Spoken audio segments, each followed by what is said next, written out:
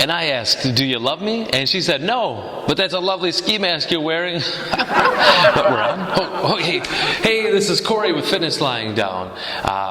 Want to talk to you today about more of the Turkish get-up movements. Last time that we talked, we showed you the ground to elbow, that first exercise, that first movement, and that 7-movement series, taking you from the ground on your back, standing on both feet.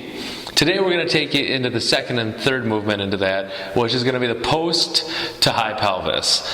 Both of these are going to be very critical for the transition of the ground to the standing position. So hopefully you've been practicing that ground to elbow, but here we go. We're going to talk now post to high pelvis. Now, if you had missed that first video, you can go ahead and click on right here for that link, and that'll take you right there. You can see how we address the kettlebell, how we set it up, different ways that we can do this without using the kettlebell. So I'm going to just take it that you know all this, and we're going to go right into the teaching. We're going to take that kettlebell, making sure that arm is perpendicular with the ground below us. I want to make sure that wrist is straight. I don't want to allow that kettlebell to pull my hand down, so my knuckles are pointed to the ceiling above. Now from here, what I'm going to do is I'm going to get up onto the ground to the elbow, just as we had talked about before, making that nice line right through my chest, hand down to that elbow.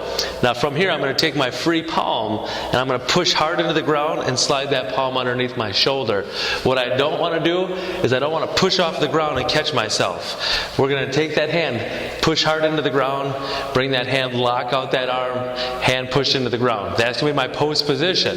So if you want to just practice that a little bit, this arm does not waver. It just goes up a little bit higher, staying perpendicular. Once you feel good with that post position, don't be satisfied with where your legs are. You need to move your feet around so you can take this now and drive up my left hip into the high pelvis. So from here, once again, I go from the post and I drive up that hip as high as I can, taking more of that left hip and bringing it back down. I want to avoid coming up flat. I'm going to come up at that angled position with that pelvis nice and high. Back down to the elbow and we're lying flat on the ground. It's going to be important right now to get that pelvis really high. Really extend that hip, because that's going to be crucial for the next segment of the get up, which is going to be from the high pelvis into the bend position. So, this is Corey with Fitness Lying Down. Get good at that, practice it, let us know how you're feeling with it.